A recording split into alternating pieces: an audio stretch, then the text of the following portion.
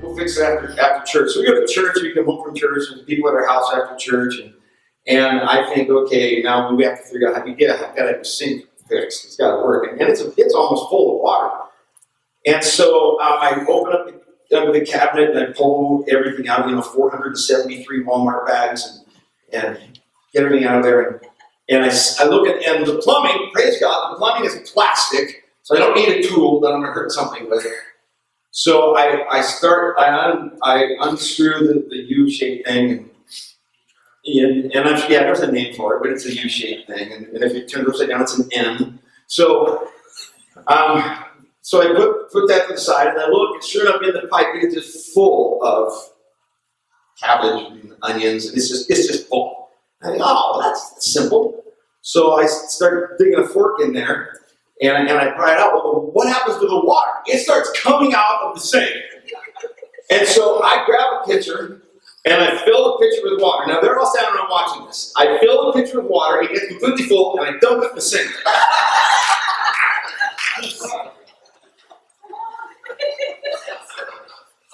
Three times. And they are still laughing and mocking. They can't help me. They're no use. And somebody get me a bigger bucket. I've said it 3 times before I figured out this isn't working. I wonder why, I've been struggling with this week, why in life we will go every day and go to work through and deal with and face and confront and be beat up by the same issues, the same struggles every day, over and over and over and over. Why do we just fill the pitcher and pour it back in, fill the pitcher and pour it back in?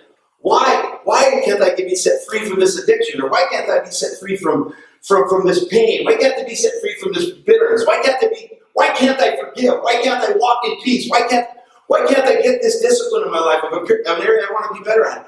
Why every day do I go through it and go through it and go through it? And why does this seem to have such a victory over me? And where's this peace of Christ that's supposed to pass my understanding? And where's this authority that He gave me that I can't seem to walk in? And where's this freedom that He said should be mine when I walk in relationship with Him? But every day I face these struggles. And why? What is my problem? Anybody else like that? If it's just me, we can go home. Don't preach to me. See, I really think the core of that, my journey with the Lord this week, I think the core of that, because I had some of that this week. I had some bad days, I had a real bad day. I had to face some stuff in my heart that I don't like, and I thought it was gone. Why?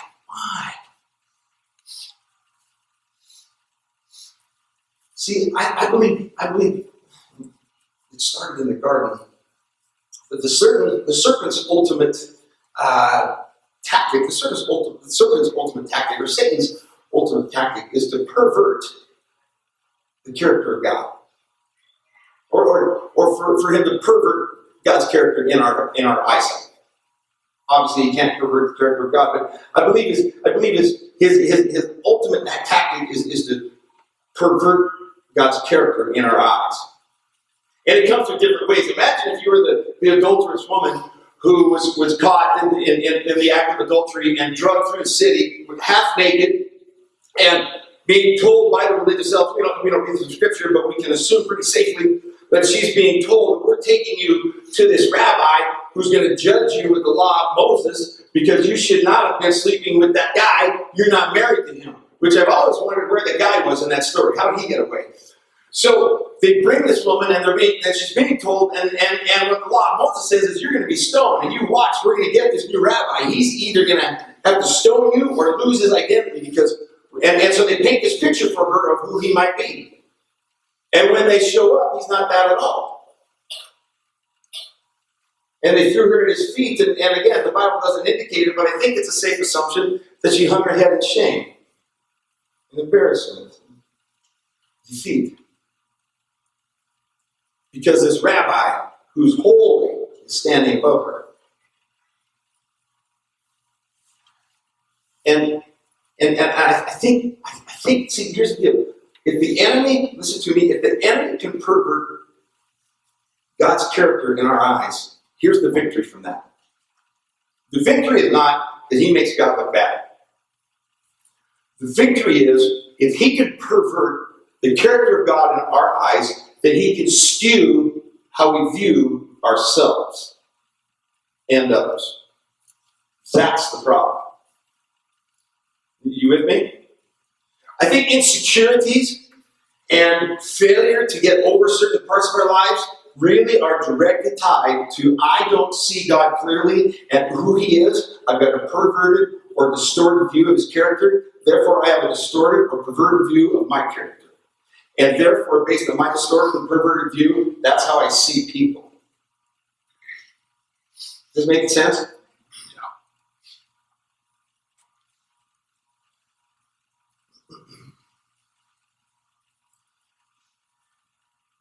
Genesis 2, if you want to turn there. At the very end of Genesis 2, I want to talk a little bit about Genesis 3. I realize that we're a little bit late, so I will do my best to be short, but I think this is a really valuable lesson for us to get. Genesis 2:25, the end of Genesis chapter 2, the beginning of chapter 3, which, again, you hear me say often, I wish there weren't chapter breaks sometimes. I understand the value of them, but I wish sometimes there wasn't. We should just read it through. But Genesis 2:25 says, Adam and his wife were both naked. Now watch this. This is an important statement. Adam and his wife were both naked. Adam and his wife were both naked. Here's the most important part of the statement. And they felt no shame. And they felt no shame. See, guilt says I did something wrong. Shame says I am something wrong. Follow that? They were completely, in the natural and in the spirit, naked. Nothing between them and God. Their relationship with God was so healthy. Their view of this loving Father was so pure, they felt no shame. It doesn't say guilt. They felt no shame. See, when we're in that place, if we can experience knowing that our Father loves us so unconditionally, when we can understand that our Father loves us, when we're completely naked before him in our heart, when we stand before him in all of our dirt, when we come before him in all of our failures and all of our brokenness, when we come before him in all of our doubts and all of our questions, when we can just stand before him and say, Father, I come before you naked, and in that relationship, I don't have to feel any shame. And when I don't feel shame, when I don't feel like I'm shamed, the way I look at me changes. And the way I look at you changes. And suddenly relationships are healthy. I can forgive. Truly forgive. Adam and his wife were both naked and they felt no shame. Now, the serpent carries on. Now, the serpent was more crafty than any other beast of the field and that the Lord had made. And he, the serpent, said to the woman, watch this. This is where he begins to attack the character of God. He begins to pervert God's character right here. Did God actually say,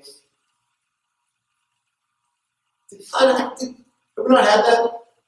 Did God really say, did God really tell you that one day you would have? Did God really say that you should live this certain life? Did God really say that? I don't know about you, but I've had seasons of my life where I know that I felt I had a word from the Lord, and sometime later I'm like, what was that? Did I just have pizza and made me sick? Like that? What? Did God really say that? Because see, that question isn't did God really say? That question is, could God have lied to you? Is it just possible? He didn't tell you the whole truth. You with me? You're quiet. I'm hoping it's because you're listening and not because you're bored. See, this is the beginning of where Satan begins to pervert the character of God in the eyes of Eve. Did God really say? Is it possible God lied to you about eating from the trees in the garden? Did God really say that you couldn't eat from any tree in the garden? Or that you shall not eat from any tree in the garden? Verse 2, and the woman said to the serpent, we may eat of the fruit, this is important, we may eat of the fruit of the trees in the garden. But God said, you shall not eat the fruit of the tree that's in the middle or in the midst of the garden, neither shall you touch it lest you die. Now when we read that, I think most of us in our mind visualize, don't touch the tree. Oh, there's the tree in the middle of the garden, don't touch. Kids, don't touch that. Don't touch that, kid. Don't touch that. Now, this word touch is actually sensory. Don't even go close. Don't get any of your senses attracted to it. Don't get your feel, your smell, your taste, your eyes, your ears. Don't listen, the Bible's clear. You cannot bring fire in your lap and not get burned. It's clear on that. The Bible's clear that bad company corrupts good character. The Bible's clear when Lot and Abram were together, when Lot and Abraham were together, and they split up, and Abraham said, you can have anything you want, I'll take what's left. Lot said, I'll take this big old beautiful green pasture land right over here. Beautiful, I'll take the acres of the green pasture that we see. Abraham says, dude, it's yours, little nephew. Uncle Abraham just wants to bless you. Go ahead. So Lot goes out, and what does it say? What does it say Lot did? It doesn't say he camped in the pasture. It says this. You can read it sometime. It says, and Lot camped near Sodom. Near Sodom. The next time Lot comes on the scene, Abraham is rescuing him from the core, the gate of Sodom. You follow me? So God didn't say don't touch it. He said don't get any of your senses attached to it. It's attractive. It's fun. There's a magnetic pull to it. But so she says, he said, neither shall we touch it or we'll die. But the serpent said to the woman, you will not surely die. For God knows that when you eat of it, these are two amazing statements. Your eyes will be opened and you will be like God. And we'll land on three statements and wrap up. Your eyes will be opened and you will be like God, knowing good and evil. That word knowing right there, K-N-O-W, that word K-N-O-W, translated in the Hebrew, Yah, Y-A-D-A, Yah. Yada translates all the way down to the most intimate of intimates. That word know. So like where it says that Joseph and Mary, it says that Joseph knew her. Adam knew Eve and she conceived. You follow me on knew? Some of you, they had sex. Okay. So that word know, that word know is intimate of intimacies. And Satan says, oh, you won't die. You won't die. God knows your eyes will be open. You'll be like God and you'll be intimate with good and evil. What an insinuation of God. Insinuating that God is intimate with good and evil. You see how he's twisting God's character here? He can pervert God's character. Your eyes will be open, you'll be like God, knowing good and evil. Now here's what happens. Watch this. Your eyes will be open. Have we not all had this? We've heard this conversation, or we've said this conversation. Yeah, I was hanging out with Rick, and we were spending some time together. I thought we were getting to know each other. And one day, I saw, you know what he did to me? He just went off. Man, my eyes were opened. I saw who he really was. There was light shed on that relationship. Come on. Hello? Hello? Is that not true? So did my eyes really get open? No. Now I just became into the bondage of judgment. You watch?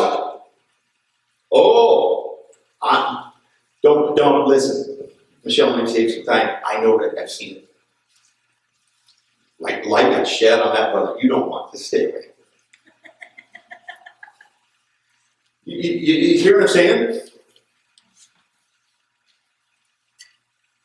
And it's the wrong attitude. Let me promise you something.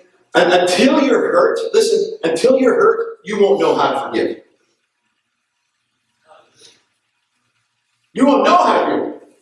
There's people in your life hurting you, and he's not going to take them out of your life from hurting you until you figure out how to forgive them. And it's going to keep hurting you. And you keep saying, boy, my eyes are open now.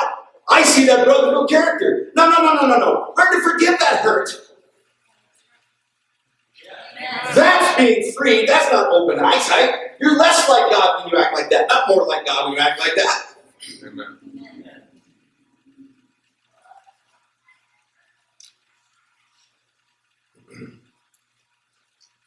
By the way, you can't get like God in your own strength.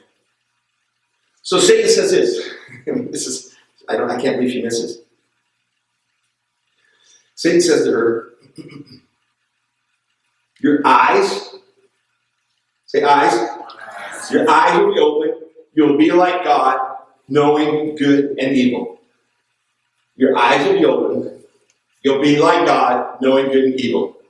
Let me let you on something that we just might miss a little piece there. You'll be like God, he says. I'm sorry. I was created in the image of God. I'm already like God.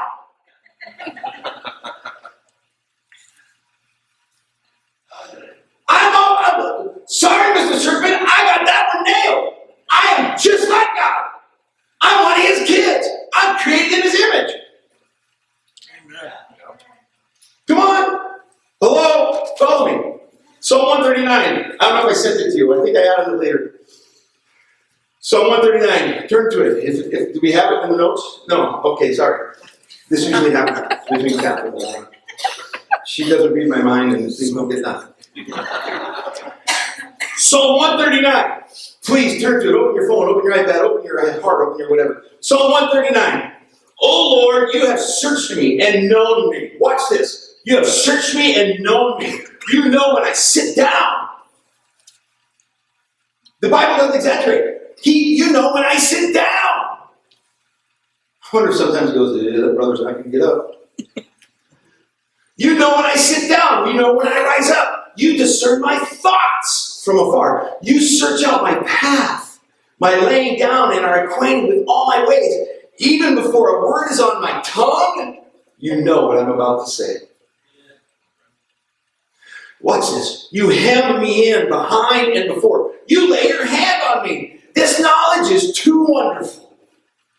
This knowledge is too wonderful. It is high. I can't attain it. I can't figure it out. I can't imagine it. Are you kidding me? You know me. Verse 7. Where will I go from your spirit, or where can I flee from your presence? If I go to heaven, you're there. If I make my bed in Sheol, you're there. If I take the wings of the morning and dwell in the uttermost parts of the sea, even there your hand is on me. If I say, surely the darkness shall cover me and the light about me be night, even the darkness is not dark to you. The night is bright as the day. The darkness of light is with you. Watch this, watch this, watch this. For you formed, who formed? You. Wrong, God. Okay. Who formed? Not what? I've got a little coffee in here. It says, you formed. Who formed? God.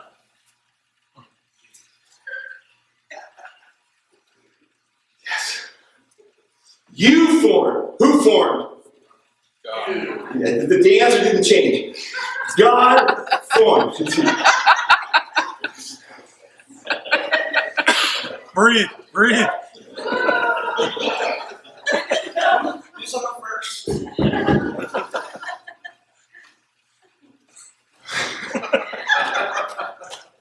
Okay, I'm going to give the answer to this one, and we'll try it again later. God formed. Okay, God.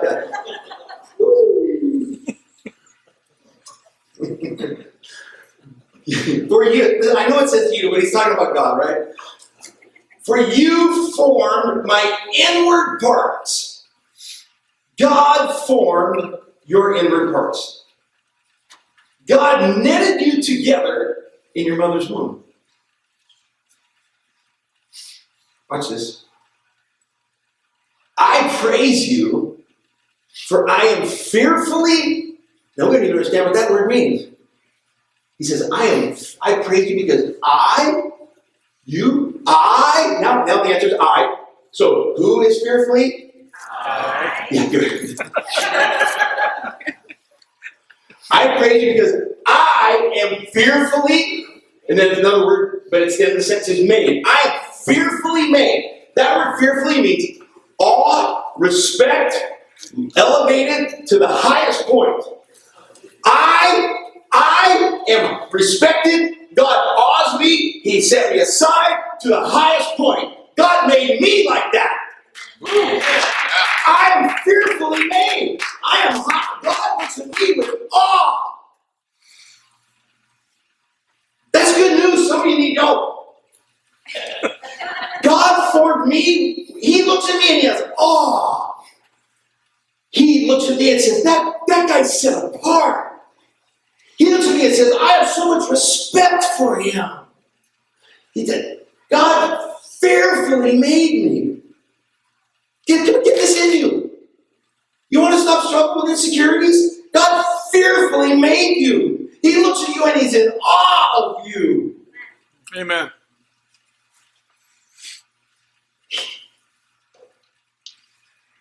I praise you for I am fearfully and wonderfully made. Wonderfully made. That word wonderful means distinguish. Watch this. It means distinguish for success in writing. He wrote it down. Distinguished for success, and it's in writing. When he looks at you and I, he stands in awe, and he respects us, and he set us apart, and we are distinguished for success, and he wrote it down. Praise God. Wow! I am fearfully and wonderfully set up to succeed, and it's written in the annals of heaven. I am fearfully and wonderfully made. That's who I am. And if you try to skew who God is, you won't understand who you are. You are fearfully and wonderfully made. You are set apart. Your success is written in a book. I am fearfully and wonderfully made. The next sentence. Wonderful are your works. Who are his works? Yes. Y'all. Wonderful are his works. You are his works. You are wonderful. What does wonderful mean? You are full of wonder. There's no end to you. There's no limit to your capacity. There's no stopping you. We live in such a small picture of who we could be. God had Adam, check this out. God had Adam name every animal. I challenge you right now to come up with 5 words that have never been spoken before. 5. 2. And define them. And he named every animal. And he not only named them, he named their kind. This kind over here, these are cats. We'll deal with them later.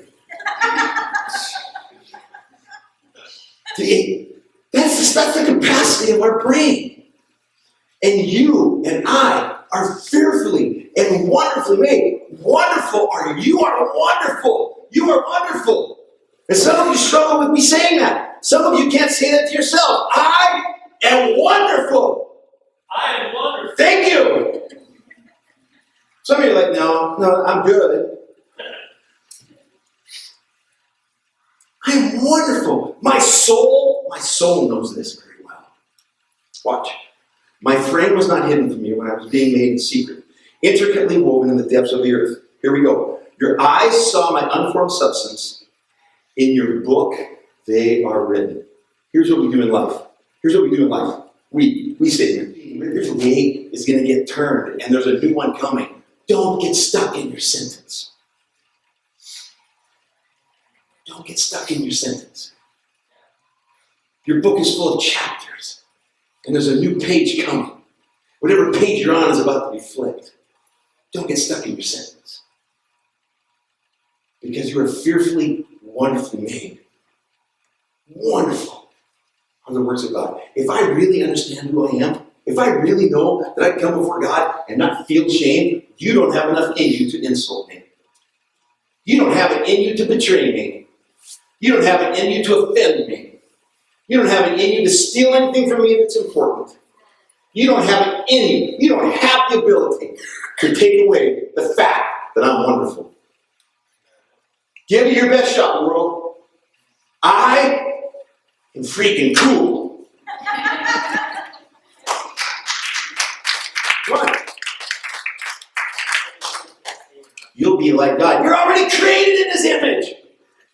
So when the woman saw that the tree was good, verse 6, for the food and the light of the eyes, verse 7, look what happened in verse 7. Then their eyes were opened. What happened after that? Their eyes were opened and they realized we're naked. Then the very thing He promised, oh, God knows your eyes will be open. Their eyes were open and they realized we're naked. And they went and hid. And for the sake of time, I'll say that, but it says they went and they hid in the trees. Notice it began with they were talking about the fruit of the trees. Now they're hiding in the trees. And so then it says that they heard God walking through the garden, and God says, Adam, where are you? Now listen, bro, if you know you're lost, if God doesn't know where you are, you're in bad shape. He says, where are you? And he said, we heard you and we hid. We were naked. See, can I go a little bit longer? I know it's long. Are you okay? So if I quit now, I'll have to send you an email. Psalm 101:3 says this. David says this, I will set no vile thing before my eyes. Why would David say that? David didn't have HBO. David didn't have satellite television. Why would David say, I will put no vile thing before my eyes? They didn't have pornography then. Why would David say, I'll put no vile thing before my eyes? Why would David say, I'll put no vile thing before my eyes? Because David realized he had to change the way he viewed himself after he failed with Bathsheba. And every time he looked at himself, he accused himself and he beat himself down and he hated what he saw and he called himself a murderer, he called himself an adulterer, he called himself all these names. And one day he got convinced of the love of God and he realized I'm fearfully and wonderfully made. I won't put anything vile in front of my eyes. I won't look at myself like that again. I won't do that. By grace, I'm forgiven. By grace, the old man is dead and the new creation has come. By grace. If I continue to look at myself in a negative circumstance, friend, you are putting vile things before your eyes. Amen, Pastor Russ. Because here's what will happen to you. Judges, and I'm not going to read it, but in Judges, it talks about Samson. And Samson was Samson, I would hate to be Samson's dad. I mean, Samson, like that, the dad to Bam Bam. You know what I mean? The Flintstones, like this big, strong, bam, bam! Whatever Samson wants, Samson gets. Like, Samson, don't break the house, honey. What do you want? But Samson went out, and in Samson's fall, Delilah takes the heat. If I were to say to you, where was Samson's fall? We would all go to Delilah, but really it wasn't Delilah. It actually came at least 2 women before Delilah. Because Samson came to his parents and said, I want to marry a Philistine woman. And you can read in Judges 14, and his parents say, why do you want to marry a Philistine woman? Why don't you marry somebody that knows Jesus? And this is what Samson said to his parents. Go get her for me. And this is a statement. She looked good to my eyes. So then he goes to this party, and this wedding is supposed to happen. The wedding doesn't happen. In fact, she ends up marrying his best friend. And it's an ugly thing. And that's where Samson ties foxes together and lights them on fire, and they burn a whole bunch of crops, and he kills 30 people and takes all their clothes. And then he comes back to get this Philistine woman who's supposed to be his wife, and it says he brought a heifer. He was going to trade the heifer for the wife. And the Philistine woman's dad says, look, I didn't think you were coming back. Like, she married your best friend, pal. Sorry. So then the next thing you read about Samson, it says that he was with an adulterous woman. So he finds a prostitute. And then the story goes on. The next, it says that he met Delilah. And Delilah says to him, what's the secret of your strength? And she just starts, it says day after day, she wept day after day. I don't know how strong of a man you are, but if a woman weeps day after day, you cave. She said, what's the secret of your strength? And he told her the secret of his heart. Finally told her after several times, he said, well, the secret's in my hair. And she cut his hair. And there's a sad statement. It says when he woke up, he didn't know the Spirit of the Lord had departed from him. He didn't even know. He didn't even know. The Spirit of the Lord had departed from him.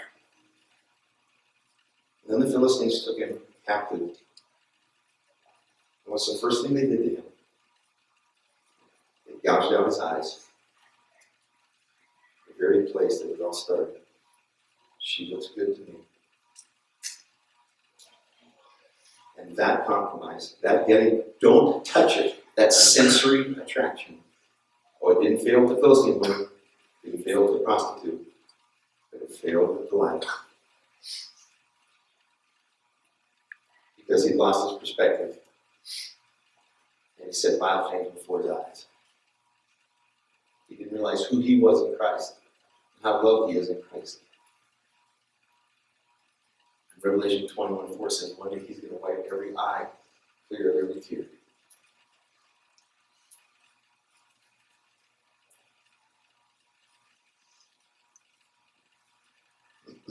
But here's what I want to land on.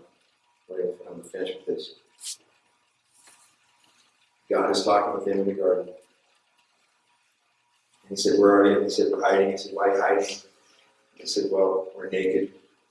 In other words, then we lost our relationship with you. Now we are shamed. We don't just feel guilty, we are guilty. We are the problem. And I love it, verse 11. I love God's response to that. I love God's response to that. It says, who told you that? Who told you that? In fact, it says, who told you that you were?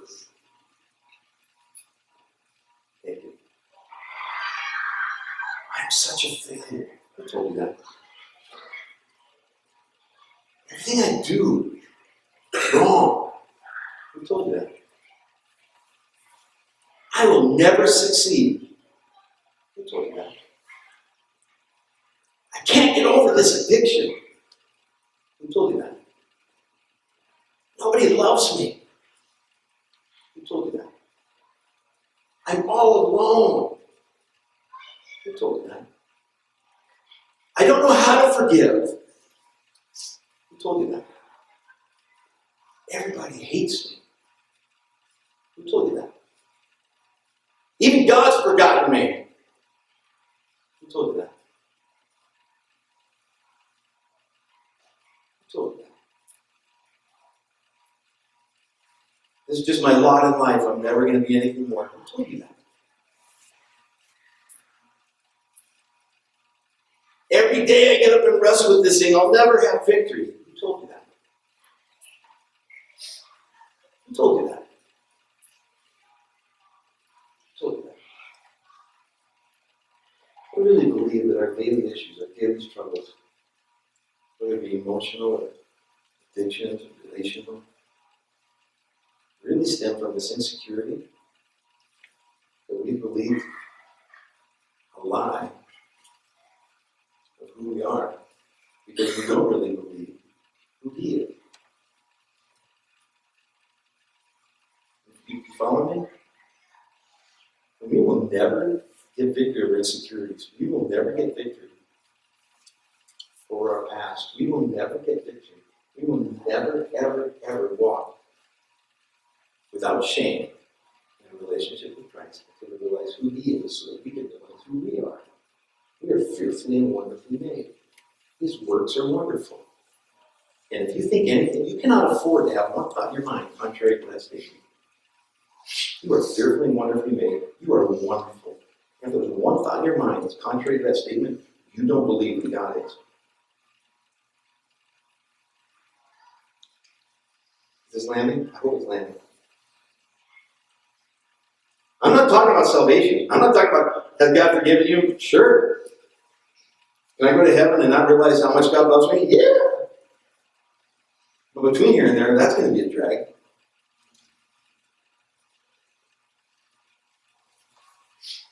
He loves you. And you're fearfully and wonderfully made. And the people that are in your life are fearfully and wonderfully made. How does an ungodly person design a beautiful architectural building? How did that get in there? Because they're fearfully and wonderfully made. How does an ungodly person write an amazing music piece that we love so much and it sweeps the airwaves? How do they get that ability? Because they're fearfully and wonderfully made. How does an ungodly person be kind to poor people and build foster homes?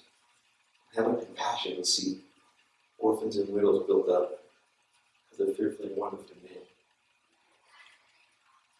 That's a stand. That doesn't change. That's the constant. You with me?